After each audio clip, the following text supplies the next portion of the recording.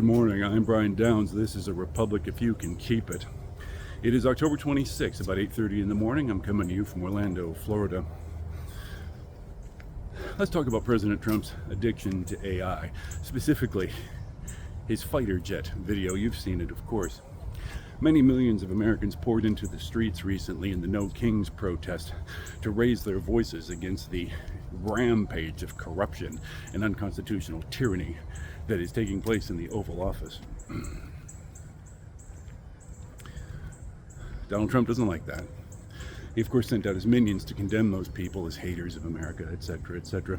And then after the protest, Donald Trump used AI to generate a video. By the way, a video that anyone could have generated. Again, the President of the United States, who has huge resources at his command, but he chooses to get his, what I'm laughably going to call his message, out to the people with a tool available to any 17-year-old.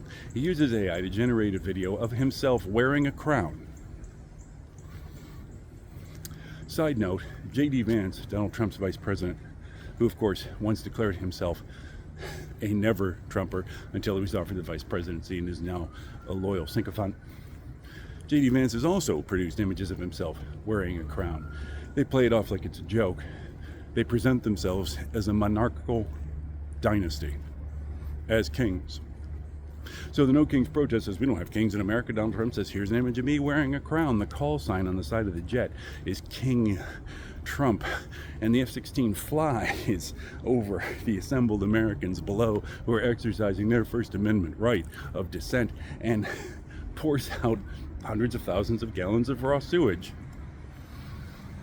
which is, of course, a piece of AI chicanery. An F-16 doesn't have sewage tanks on board. Our president has chosen to portray himself as pouring shit on Americans. This is what Americans deserve for disagreeing with Donald Trump.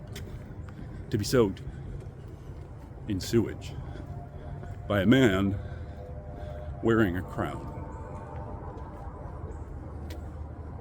This is, of course, precisely the kind of thing, precisely the kind of imagery that would have sent Thomas Jefferson, Benjamin Franklin, John Adams, George Washington into paroxysms of fury. But this is the message that Donald Trump sends to the world. King Trump in a crown, pouring sewage on those subservient to him. This is the man in the Oval Office.